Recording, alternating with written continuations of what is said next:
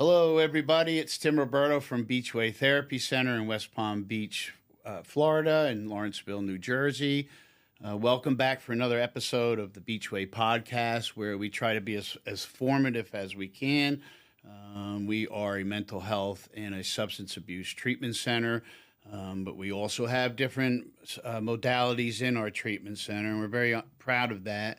And over the years, we've definitely refined a lot of these modalities, and one of them is our trauma track.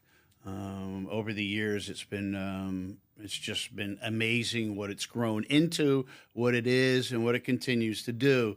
And I'm very honored to have my colleague here, Brandon Lutman, who is a lead therapist, a lead component in our trauma program at Beachway Therapy.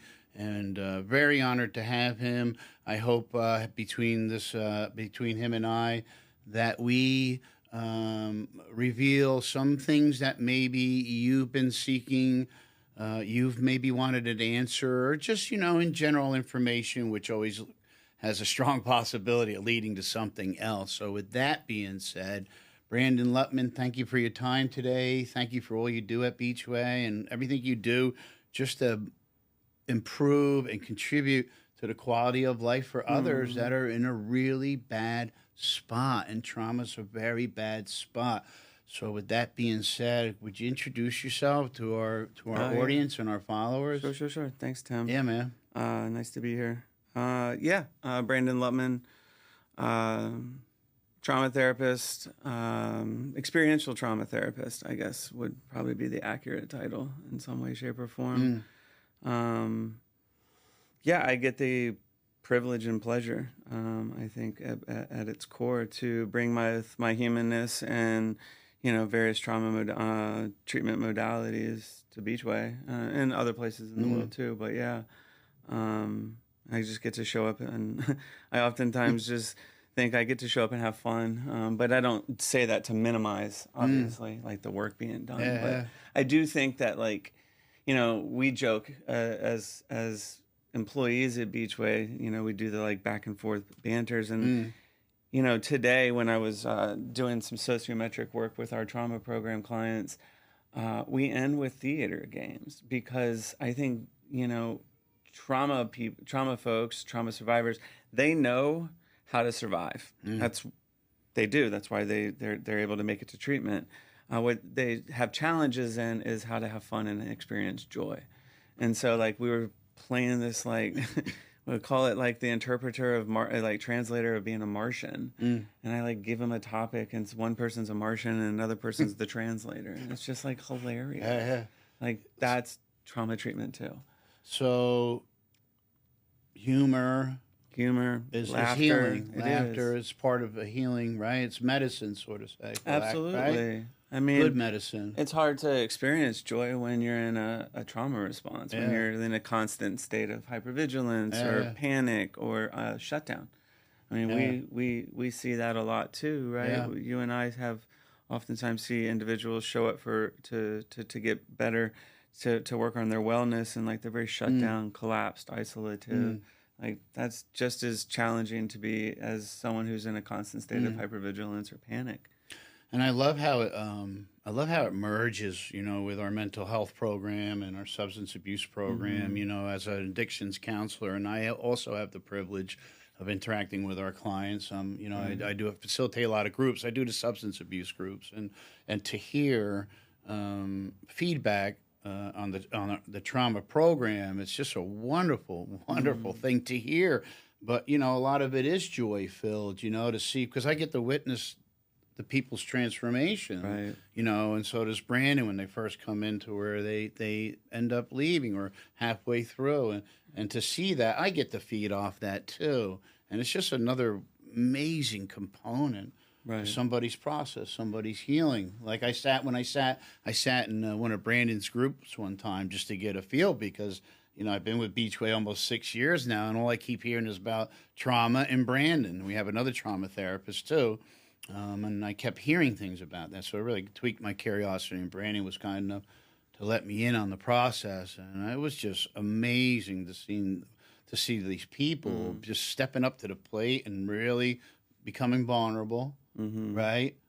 Trusting you, trusting and what you're trusting the process at its core too. I think like, you know, the substance abuse or substance misuse, and then alcoholism and love addiction and sex and TikTok and YouTube and screens and all of these medicators are all components. When I view things through a trauma lens, right, they're components to disconnect from what I'm experiencing internally or I'm experiencing in my cognitions, right?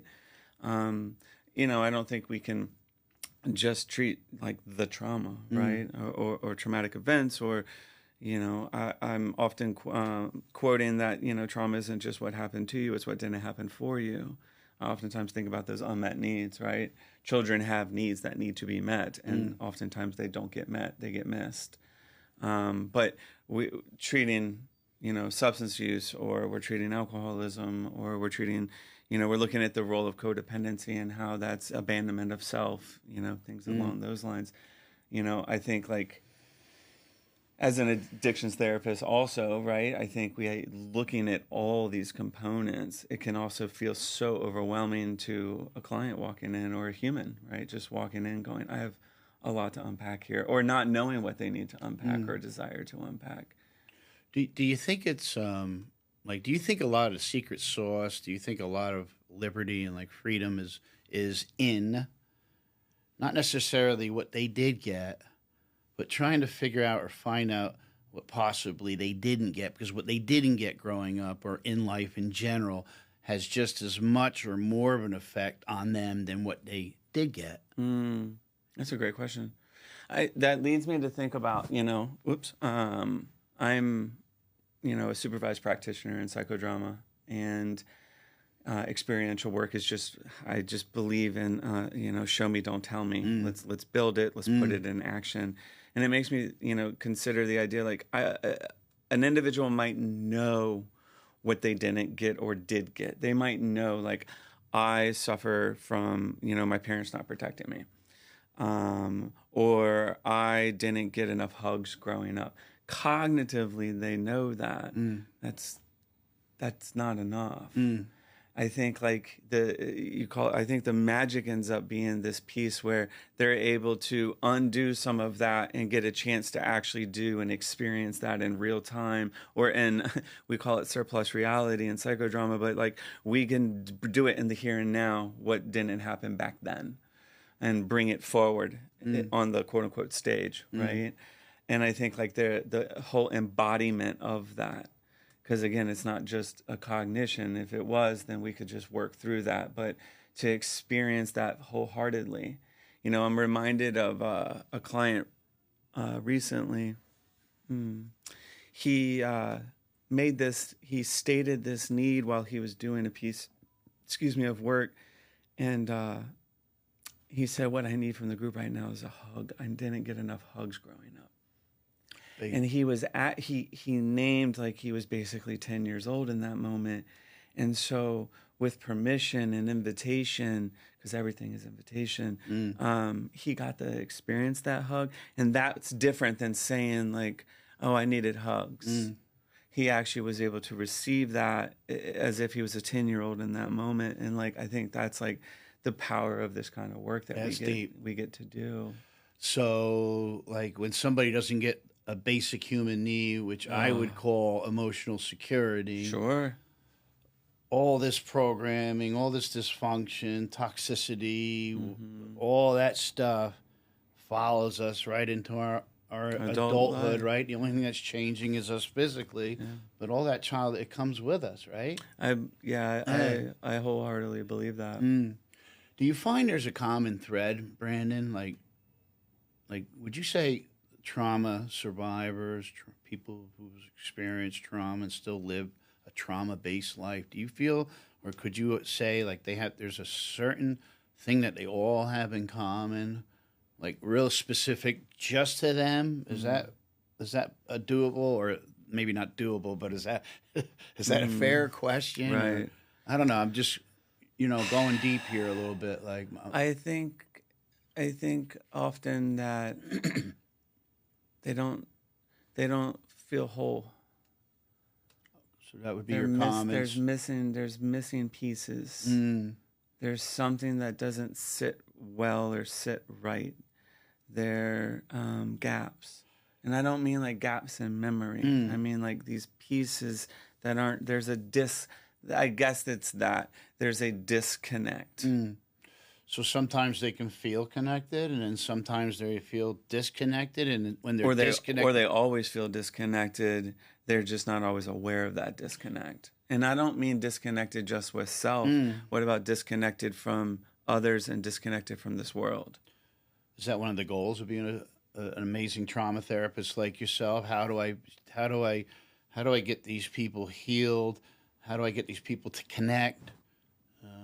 Is that a goal? Do you have like a number one goal? No, I don't at all. Actually, I think my goal is to be able to bear witness and be in service. Nice, I love that. If I had to, I guess that's just coming off my heart now. Yeah. Is I get to be in service to individuals that come see me, and us, and I get to hold that space and bear witness.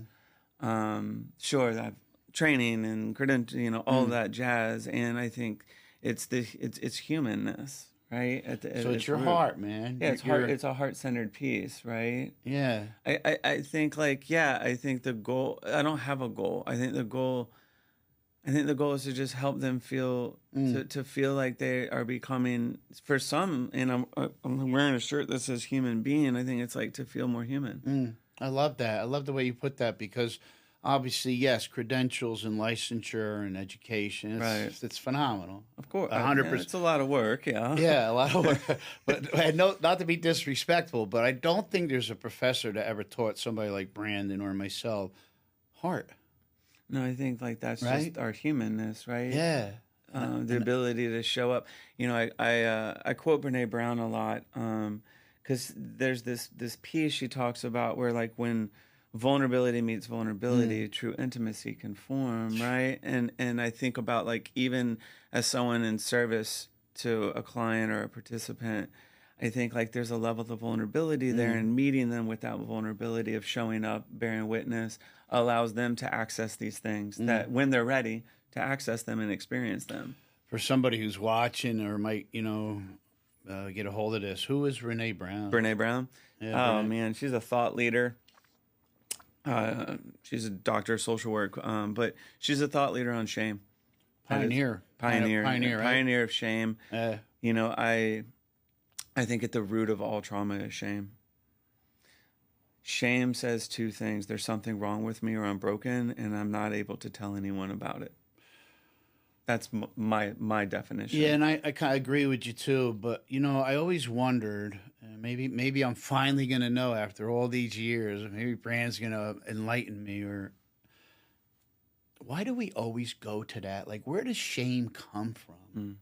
Like, how does it just show up? Is that like, I'm being really serious here, but I just don't know any other way to put it at the moment. Like, is it in my pinky? Is it in my left knee? Is it in my elbow? Why do, when we do certain things, that attachment to shame comes in? Like, I'm bad, or I'll never amount to nothing. Any insight on that? Like, I mean, I could be off here and misquoting. You name the word attachment, and you're asking where it comes from, and you're naming body parts. So as someone who's very somatic in the work that I do, and personally, I'm very in touch with my body, for better or for worse. They say we hold shame in our gut. John Bradshaw, again, pioneer thought leader of shame, in that book, Shame That Binds Us, he says that we have two types of shame. We have healthy shame and we have toxic shame. Healthy shame is this thing as a child when a child walks up to a primary caregiver maybe and starts like hitting their leg or something. And the parent or the primary caregiver says, "Hey, we don't do that." And the child in that brief moment goes, I did something. Let me change my behavior. Let me change what I'm doing. I'm trying, I believe that children are always connection seeking. And so they're seeking an attempt to get connection. That's just not the way that the primary caregiver would like for that child to attach in that moment. So the primary caregiver may give a corrective experience by stating to them, this is what we do when we want to have connection. You get daddy's attention, mommy's attention, grandma's attention, uncle, whatever. this way. What can happen, and this is, again, I'm trying to quote it right, but I believe that like toxic shame comes when the parent, instead of giving them like a corrective experience with love and kindness and gentleness and compassion, it turns to like, stop doing this. Why are you like this? Yeah. And that finger wag, immediately the child goes like this, and it goes now from healthy shame. And as a child with a prefrontal cortex that's not developed yet, they're in a state of egocentrism, perhaps, that says like, everything happens around me because it's my fault. I did all this. They intuitively take that inward and say, there must be something bad and wrong with me. It's not a behavior, it's them. Wow. It's because their world is not, they don't have a worldview yet, just based on life stage development, right? And so they take that on. And now these little markers keep happening throughout childhood.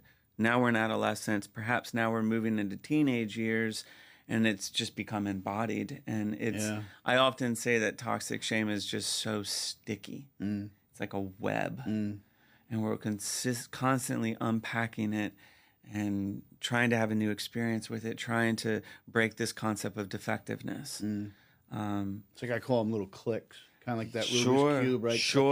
Click, and click. one adds on top of the next, on top of the next. And then before you know it, you're just walking around totally disconnected, right? You got no connection at all. I think that we're like genetically coded to connect. Yes, I agree. You agree to that? I agree to that. Yeah. I believe that, again, quoting Brene, she says something along the lines of like, we are hardwired for struggle. There you go. Right, we are, right. We have an amygdala. It's a fight, flight, freeze response. Like we're reptilian at the core, and we're deserving of love and connection. And if we think about attachment theory and attunement as a child to a primary caregiver, specifically a mother, that bond that happens when a mother is holding that newborn against her chest and her heart.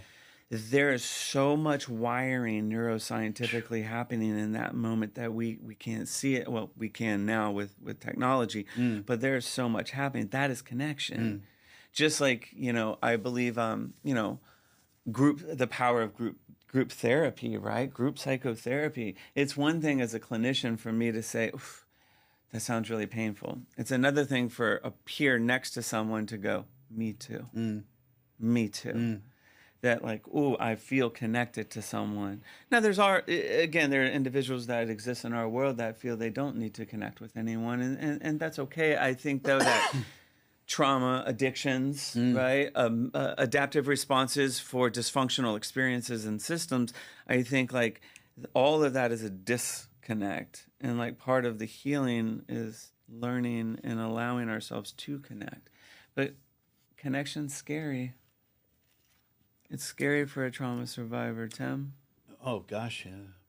Because again, I'm quoting other people here. We're wounded in relationship, and we also heal in relationship, even if the relationship is between practitioner and client. Do you find being a trauma therapist that sometimes it can have an effect on you too? Oh yeah, I mean I'm human. It's part of the deal, right? Yeah, I'm human. Yeah. I bring my humanness into the room too. But I think that's what makes you so good at what you do, because I think people, trauma-based people, or a lot of people, right, that maybe grew up, don't have severe trauma, but grew up in an aggressive household or a dysfunctional household, or mom was an alkie, dad was an alcoholic, or dad was a narcissist, or dad was a workaholic, or mom was a critical parenting style, all this stuff. We don't trust people, and we're very, everything's good and fine. But I think it's really important too, to a certain extent, right, to show people that you're human too. Yeah. And, right, that I'm no threat, because a lot of trauma, now correct me if I'm wrong, but I think a lot of trauma-based clients or people in general, right, they can read a room, or they can read the person walking in without them even opening their mouth, right? So they're very intuitive, very mindful of people that are trying to help them. Yeah, right? I think that intuition can miss the beat sometimes with trauma survivors and trauma victims, And I think their intuition, our intuition is like spot on. Yeah, 100%. Unfortunately,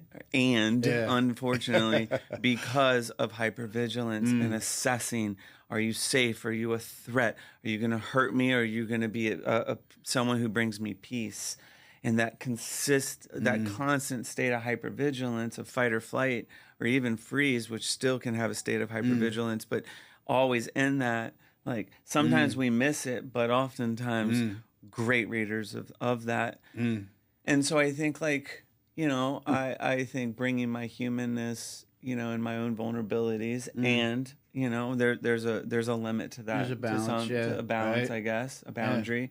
And yeah, of course, I'm impacted to some degree. I wouldn't be human if I didn't take home some of the work we get to do. Yeah, that question came to me because I think a lot of people that might be listening to this that I'm not worth it. Or, you know, there's nobody that really cares. Or, you know, I think what we do, especially what you do, I think is it's kind of like, I say it a lot too, it's like a different kind of hard. It's like, not everybody can do it. You know, it's either you can or you can't, you know. Yeah, and I see a lot of people that try because they do have a server's heart, but maybe this isn't the area where they're going to be needed to serve, to be somewhere else. Because, you know, there could be a lot of turnover with the work that you do, and so yeah, a lot of respect for what you do. What are some of the requirements when somebody's going to come into your program, into your trauma? Like, is there a specific assessment? Is there certain requirements? Is there consequences if you can't meet the requirements? Like, what is the commitment? Is that a good way to put it? Like, what does the commitment have to be? There's a bit of a commitment. I think the commitment was already made when they decided to seek help. Ooh, I like that. Nice. Asking for help is terrifying. Is there, excuse me, is there markers on an assessment? Yeah, we have like criteria. Yeah. I mean, there's various types of assessments that we can utilize to get a baseline understanding of not only what's been going on in your world, but what resourcing do you have available to you? What skills, tools do you have? How severe, you know, are these symptomologies that are being expressed through post-traumatic stress, right? Through ways to cope. You know, again, I call it all adaptive responses to dysfunctional experiences. I mean, that's what it is. I mean, I think about dissociation, right? Which we have an assessment for that. But dissociation, I call it a superpower. It saved people's lives. Right. In a traumatic event, or when I'm experiencing painful, maybe it's abandonment feelings, maybe it's this emptiness, maybe it's shame. Let me hop right out and dissociate and go into another world for a little bit. Turn the switch. Literally, I'm out. It's a superpower to me. And we can give assessments to check in and see what the severity of your dissociation is. You know, I'm really thinking about it hard right now, and I'm glad I am, because that's what two people do who you know, have that server's heart. I mean, we're all in. So I'm always thinking, like, I just hope this reaches that one person. It's all about that one person, you know. So it made me think of this question that maybe that one person's listening to. Is there certain characteristics, certain behaviors that somebody might not be aware of, and then because we're here and they catch this podcast and they go, oh, gee, that was perfect timing. This guy asked this question and he answered it with, hey, maybe I do need to seek some help. Maybe this is why I'm acting out. This is maybe why I'm responding this way. Is there any certain characteristics or behaviors or something, you know, somebody's not sure about or just not mindful of because they just haven't heard it? I don't know. I'm always looking for that little magic, you know? I don't know if there's necessarily a nugget here. I guess when you were sharing, I was thinking about you just feel like you're not right with the world. Something's off. But these were unfortunate situations, though, right? Right, but I'm walking around as an adult still just like something is missing here. Do the majority of trauma, people who have had, you know, trauma in life, would you say, is this a fair question? Like, is 50% of them use substances too? Is there, do they have, out of other categories, for lack of a better word at the moment, do you find that trauma people are using drugs more than maybe other people, or alcohol, I mean, which is a drug, by the way? I see alcohol, drugs, sex. I see screens.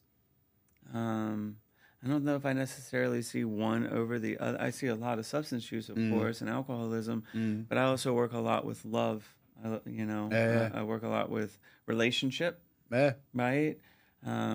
But when you say with relationship, like teach them how to have one with themselves, no, or just in relationship. So part of the challenge with trauma oftentimes is interpersonal, right? So struggling to make relationship. Gotcha.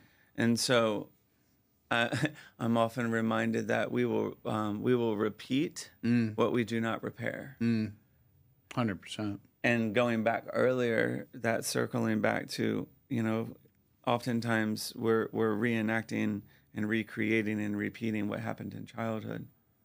And we're doing it in our intimate partnerships. We're doing it in our friendships. We're perhaps feeling the same way, behaving the same way, and it's not getting us what we're actually desiring and what we're actually wanting. So programmed to be something we're not. Or doing the best we can with what we have in the moment. In that moment, doing the best we can. Which I guess you can only do with what you have, not with what you don't have. Correct. Which, comes back to this. I'm always thinking about Kristen Neff's work around self-compassion. And I did do the best I could with what I had in that time.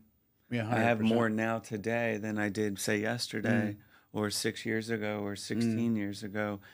And part of the work is can we find that space of compassion for ourselves that I did the best I could. Yeah. I shot dope, or I did coke, or I was partying all the time, or I was in an abusive relationship, and that abusive relationship put a roof over my head. Maslow's hierarchy needs says we need food, shelter, water, right? And I stuck in this abusive relationship, but at least I wasn't on the streets. That part's not great, and at least I'm not on the streets.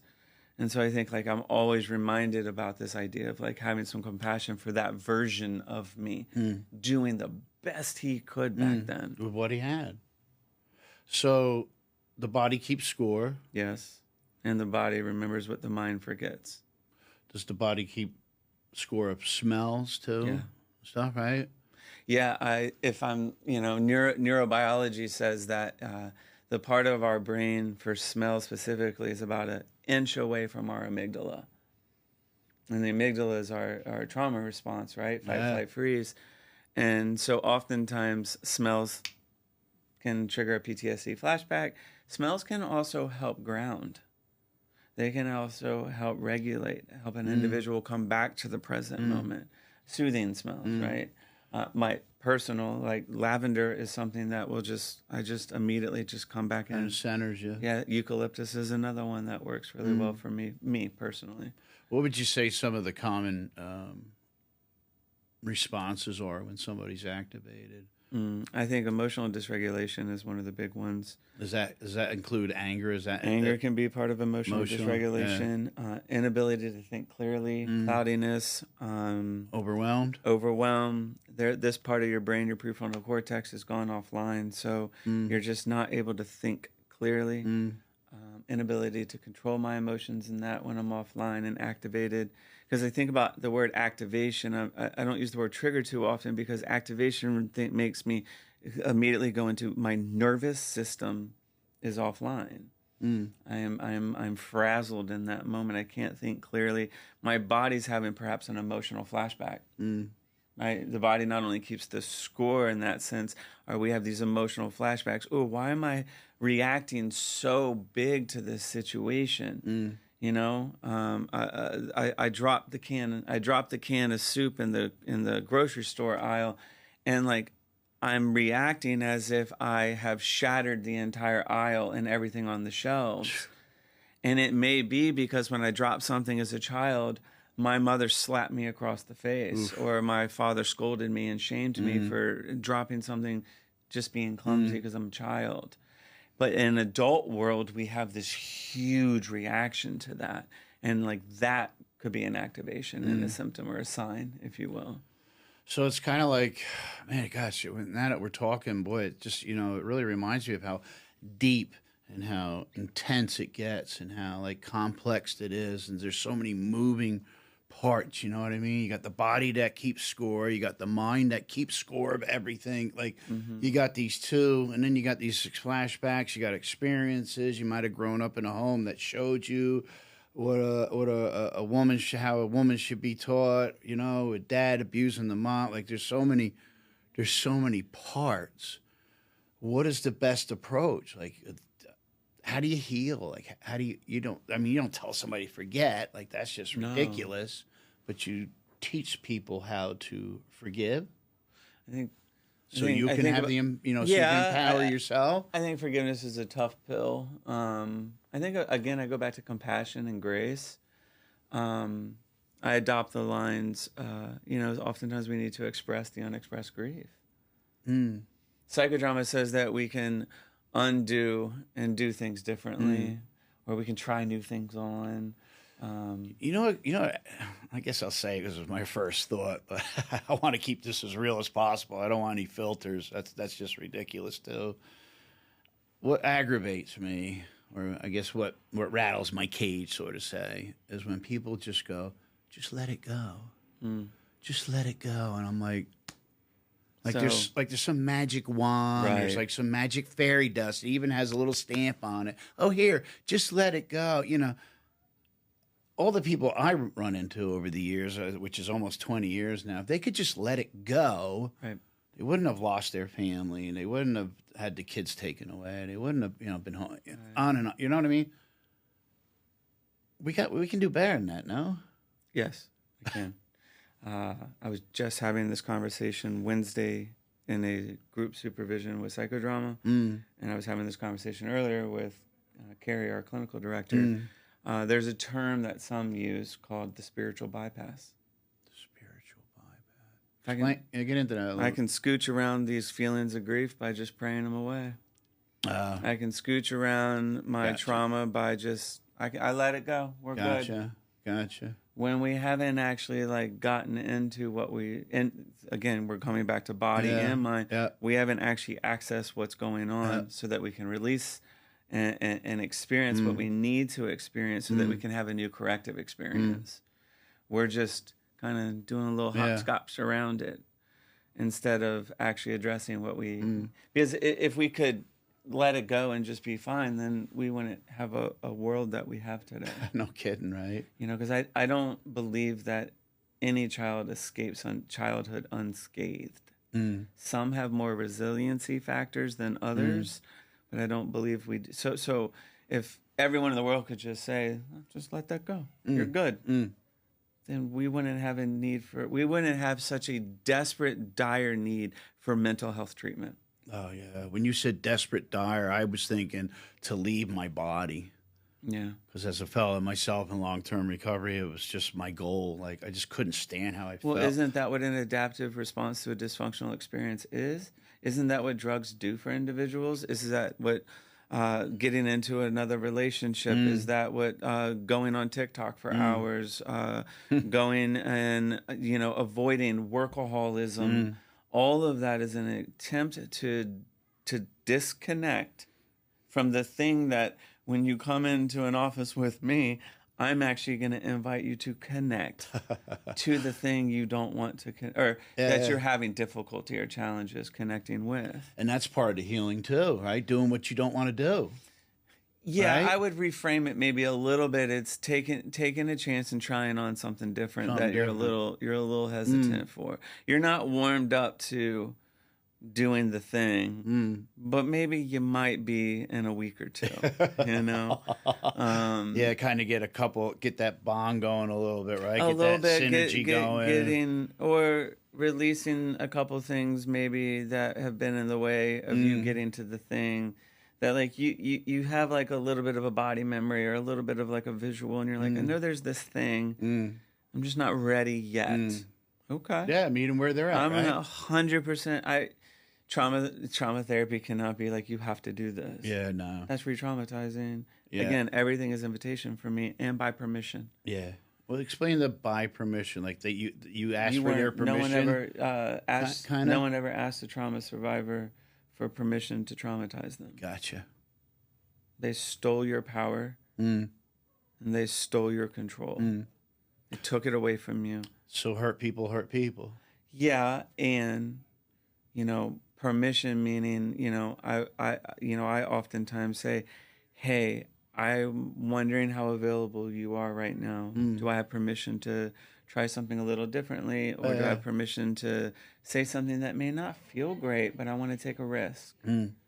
And I can see how that would bring a lot of comfort into the environment. It's permission because nobody an ever abuse asked. survivor didn't get the permission to say no. Yeah. They didn't say yes, and they didn't get to say yes or no.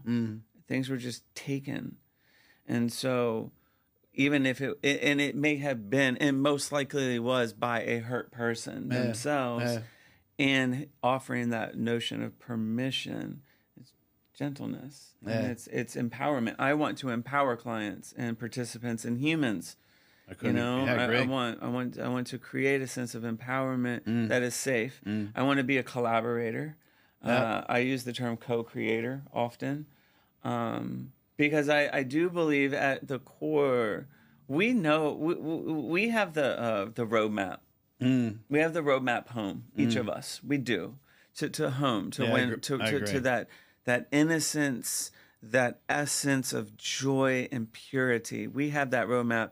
I think part of what I get to do is I get to hold a flashlight on the map. I agree. One of my favorite things I try to teach people is that everything you need to know is already in you. 100%. Right? It's clouded. It's blocked. You forgot about it. It's compartmentalized. But it is there. And if I can be in service to that in some way of holding space and maybe being a guide with you, then like how beautiful and honoring, what a privilege that is. Authenticity. Absolutely. And like, I want you're able to do it, through those experiences, just like they might have had bad experiences as a child, say an aggressive experience or multiple I think that same principle applies to what you were just talking about. You can have those experiences too, right? Empowerment. We get to have this having idea. Somebody validate me, right?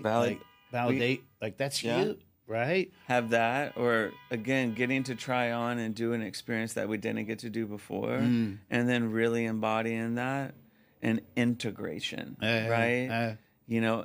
I think about, I was out in San Diego last weekend training and psychodrama stuff, and we were talking about like trying on new roles, right? A role that we want more of, right? Perhaps, and like really integrating and like in the room, in surplus reality, getting a chance to like, I once had a client put a superhero cape on because she wanted to be the hero she needed when she was little. Beautiful. And she put it on and ran around our campus. That's like talk about integrating something like that felt so empowering, and like she became Wonder Woman. That's what it was. Who is your mentor, idol in psychology? One of the founders? Do you have a particular? I have a lot, I guess. I think I have too many to name. I have a bunch of mentors. I honestly, I think even how about like some of the founder, like Freud or? I have. I mean, Freud's our founder of psychology. I don't necessarily buy into everything he's done. I believe in some of it. I'm a big Jacob Moreno fan, who founded Psychodrama. Nice. 1921. Nice. Maybe somebody will look that up. I don't know. Eric Erickson's life stage development stuff. Nice. Really big. Nice. There you go. Bowlby and Ainsworth were all about attachment theory. I think attachment, right? Again, coming back to your idea of connection. Attachment's tricky. Yeah, it is. Because we're wounded in relationship, right? And yet we want relationship, even though we're scared of relationship. So, it's kind of like this, right? Right. Yeah. Some of that can be that's one type of attachment. State. I call them states. States. Yeah. Styles. But I think about like understanding like why might I act the way I act in certain types of relationships. And this isn't just romantic, right? These are friendships, interpersonal. This is work relationships, bosses, supervisors, etc. But like exploring and being curious, right? Yeah. Because I think curiosity starts to fade as the trauma kind of shows up more and more, because curiosity leads to getting in trouble as a child often. Right, I think about Curious George, right? The monkey, right? Like how adorable, right?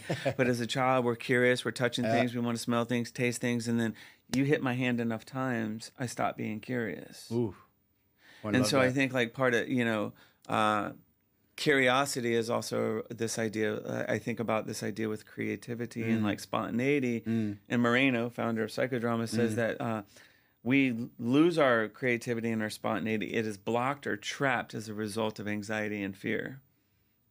We can add the word trauma probably attached to that as well, right? And I think we get to witness these individuals as they start to heal, and as they start to step into their truth, their power. They start to feel at home in their own bodies again, and they're not so terrified of that. You start to watch their creativity start to like excel even more. We watch their spontaneity. I mean, these games we were playing today in group, like some of those individuals that stepped in and took a risk 3-4 weeks ago wouldn't have done it. They would have just sat in that chair glued. Absolutely not. And as a therapist, that's part of the joy. Absolutely. Right? That's the part that warms my little heart. That makes me smile. Yeah. Ooh, I got another one. or it's not I got another one. It's we as a group. 100%. Right? Like I just oftentimes think I get to be a part of the group. I might be the facilitator in the room, and I'm just a member of the group too. Correct. It's their group. I agree. It's I get to bear witness. I get to hold space. I get to play too. Yeah. I'm told I'm silly and eccentric. But the group is only as good as the group members. The group has an opportunity to grow through various like connections. But it takes somebody like yourself to make those group members the best they can be, so the group can really succeed together. Yeah, right. Kind of like if you succeed, they succeed. If they succeed, you succeed. I get to. Is that fair? I get to toss some things around with them. Yeah. So I'm going to want to ask you one more question to ask. Just is this a fair question? Like, I don't know, somebody might be on the fence right now. I have no idea, and they want to change. Because it takes a lot of courage. If you're thinking about this or contemplating it, it takes courage. So I'm just going to ask this question because it came to me, and I just want to ask it. What does a week look like, if that's fair, if you can do that? Like, what is in your program, in your sessions, can you, give a rough idea, like, what a week would look like, or a couple of weeks, or from start to finish, in a few sentences? Like, how would you put that, just in case somebody's listening? Sure. Yeah. So I can't speak for what it would look like outside of the trauma programming. But in that week, you would spend 10 hours with myself or the other therapist. On one day, we're going to do a bunch of connection exercises, experiential activities, things that will help the group connect and feel safe, feel like I'm not alone. Oh, you get me. You too know what it's like. What was some of the things they did today? They stepped in on things like, take a step forward if you ever farted in an elevator and then got off. Like, take a step forward if your dog is your secure attachment. Take a step forward if your anxiety was under a 4 out of 10 this morning. Nice. Like, we're doing a lot of these sociometric. They're called sociometric exercises, but we're doing a lot of these connection building things and played games. We did some things around self-compassion and talking with someone else with compassion. Yeah. So that's for a couple hours on a Monday, and then on Tuesday and Wednesday you're gonna spend 8 hours with me, You're going to spend 8 hours with me being both a passive and an active participant in group therapy. Love it. Where you may not be the one doing your work in the middle of the group room, but you're experiencing someone else's work as if it was yours. 'Cause there's a lot of identification between the member, right? Yeah, absolutely. Is it okay to say trauma's trauma? That's a tough one. I think everyone's experiences is theirs. I think what connects everyone is the ability to understand what pain feels like. That's what I'm saying. I think there are going to be experiences that are shared, and I think the feelings are what we can connect. Again, someone says, I'm feeling shame about the story that I just processed in this experiential piece of work I just did, and someone goes, I can relate to feeling embarrassed and like something's wrong with me as well. So not so much the content necessarily, but that feeling that's going on. Bonding. Yeah, bonding. Tribe. My people. Yeah, I think I'm not as alone as I thought I was. I'm not as alone as I thought I was. Stuff like that, right? Yeah. I think that goes on throughout. I think treatment as a whole. I think outside of trauma programming, right? Yeah. Again, it's this idea of like, me too. Yeah. I get you. 100%. I understand what that feels like. And yes, I too have had that exact experience too. Do you think everybody's experienced some type of trauma, but people who go into a trauma program or specifically driven trauma program, that their levels are higher? I think like some have experienced, maybe the complex trauma is longer, more intense. It happened more often. You say complex, like repetitive? Like complex is repetitive over and over, multiple types of events. Gotcha. Yeah. I think my hesitation is when we start doing the compare and contrast. If I minimize my trauma by saying your trauma was worse, like, yours was really bad. Well, I just minimize my own experience. And the vice versa of that is if it's like mine was really, really bad, not yours. I just put yours down. And so, again, I'm not saying they're equal. I'm not saying they're less than or better than. I think each individual's experience is their experience. Kind of like first responders.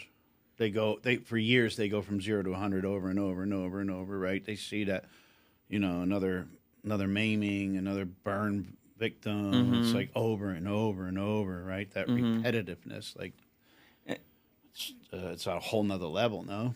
It can be, sure. Can be, right? I also, again, you have first responders over here, and then you have the individual whose father was an alcoholic and couldn't emotionally attune to them for their entire 18 years of childhood.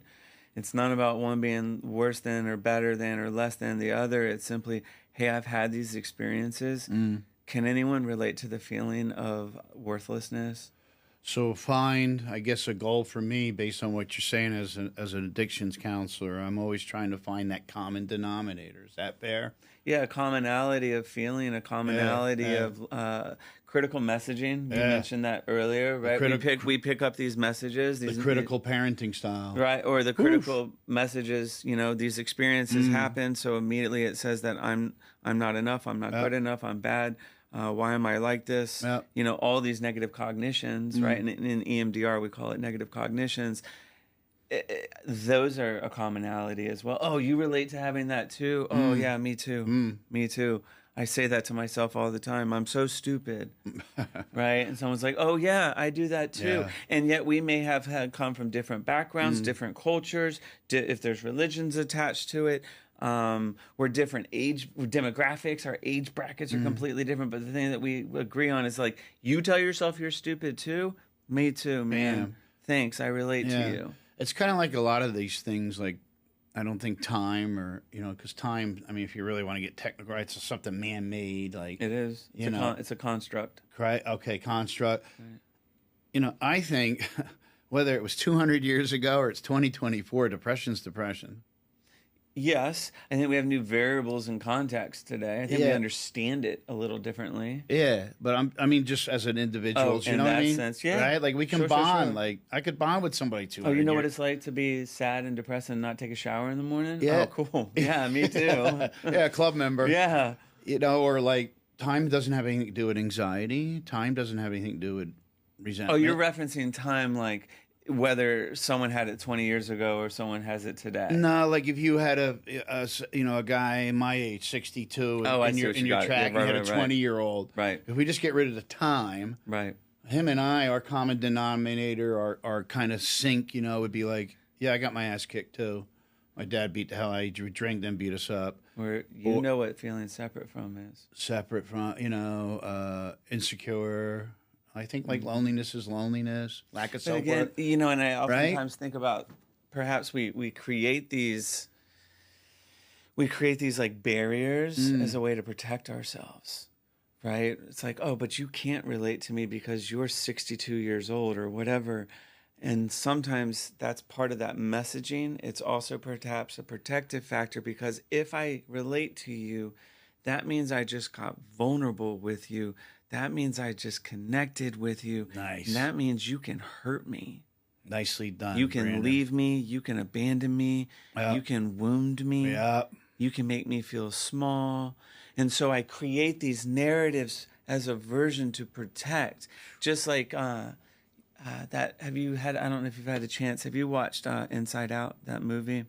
In Inside Out, they have these parts. It's this idea of parts, and it's a therapeutic modality, IFS, but it's a part of IFS. But like, if I'm angry is trying to protect perhaps that like wounded, insecure part of me, right? And so I think about like when an individual is like, "But you can't get me because you're old. Grandpa, you don't understand," right? And I'm not saying that to you. I'm saying that in general. And oftentimes, maybe we're creating that narrative again because if I set that aside for a minute and I look at this man and say, you can understand me, what if that man reminds me of my father and that's why I won't actually, because you're the same age as my dad or whatever it is, right? Yeah. So there's this thing going on under all of this, right? Yeah. So I'm creating ways to not connect because again, connection is scary. You mentioned this idea of courage earlier. Again, quoting Brene Brown. Brene says that courage is Latin for the word cur, which says to tell my story with my whole heart. And so to step into my courage, right, means I'm not just stepping into courage in the face of fear. I'm stepping into courage and connecting with you by sharing with you in that moment. That's risky. Deep. That's scary, deep, man. right? It's deep, though. That's scary. Oh, yeah. So I make up a story instead. You don't get me because you're too old. Yeah, because I can't go there. You didn't grow up like I did. You didn't come from the same demographics I did. You didn't have parents like me. And what if they all of that is true? They didn't have these things. But what if, polyvagal theory loves the term what if. What if I get you on your feeling of worthlessness? So it's a default.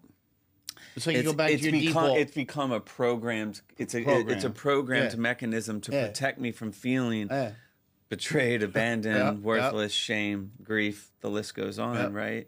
There are mechanisms that our brain is so amazing, our body is so amazing. It created these things, right? They're defenses. Yeah, and I get into the same kind of relationships. Of course I do, because I'm like people that just keep reinforcing what I believe about myself. Reinforce what I do, and I may even be trying to do this whole notion of I'm trying to actually gain mastery over what original event was. There's Freud for you, right? But I'm trying to gain mastery over my original wounding. But I'm doing it so subconsciously I can't even see it. And then I come into trauma therapy, and all of a sudden I see a timeline of all my relationships and go, oh. I'm literally dating the same person over and over and over. Wow. Blinded. I want to do something differently. Even if it's just a subtle little shift. Grace. Over time, that subtle little shift leads to something bigger, perhaps. The manifestation starts, no? Can be. Right? Through experiences. That's why I love that word experiences. Because if you experience, I can take two pit bulls from the same litter. And I can have one, have a very violent experience, right? Kick it, prod it, tease it, torture it, whatever. I can turn it into a 100-pound ball, a 100-pound killing machine. I could take the same. I could take his brother or his sister, love it, nurture it, play, throw tennis balls, give it treats, and I can turn it into a 100-pound ball slobbering pit bull, right? Because they've had two different experiences, even though they're from the same. I believe a lot in that. I'm hard with that. Like my goal a lot of times is how do I get somebody to experience a different experience? Like, you're giving them, it sounds like, an opportunity to have a corrective experience. Oh, I love that. There you go, corrective. I also because it can't go one way all the time. And oftentimes, two children raised in the exact same household, say a couple years apart, same exact parents. One had a very different childhood than the other one. 100%. That happens. I mean, we treat families at times throughout their different stages at the agency, and you'll have two siblings that had polar opposite. Now, sometimes it's very similar, not exact, but similar. But oftentimes it's like one sibling's like, oh, childhood was great. And other siblings going, it's horrible. Yeah. I'm horrified. I have mental health challenges. Yeah. I'm struggling with addiction. I can't stop smoking marijuana. Yep. And then I'm in treatment now. Yeah. Right? Again, there's a lot of factors in there, but I agree. Sounds like what you're saying is at its root, though, for you, is you're providing this opportunity to have a corrective experience, to feel seen, to feel heard, and to feel understood. Spot on. And I think that's isn't that what we all want? To 100. feel seen by people, to feel heard when I speak, and then to feel understood when I say I'm sad, and you go, that sounds sad. That I can relate. Yeah, because from my experience, most of the people we deal with have felt invisible their whole life. Invisible, you know what I mean? Like less than, left out. Yeah, never had a word. Nobody understood them. They spent their whole life trying to explain to people why they felt what they. Or they're constantly explaining, and it's they're maybe having difficulty finding the language, finding the feeling, or how are you feeling? And they go, fine. Yeah. And for me, fine stands for feelings inside needing expressing. Yeah. Or I'm good. Well, what does good mean? Like, I don't do feelings. That one happens I hear that all the time. And meanwhile, on the inside, I'm crumbling. Well, no one's maybe ever given them the language. 100%. It's kind of like the external appearance is not the internal reality. Well, and the internal experience is so chaotic and so murky and so dark. They don't have words for that. Yeah. Or they've tried in the past and been shut down. So they said, never again am I telling anyone how I feel. Yeah. Until they feel safe enough to say, I feel terrified. I'm scared. Or I'm proud of myself for coming here. Yeah. That's hard to say for people too. Yeah, it is. So we've run out of time. And I know, right? Cool. What a phenomenal podcast! What a great exchange of information. We hope we brought you what you were looking for. It's going to go out on social media. There's going to be clips.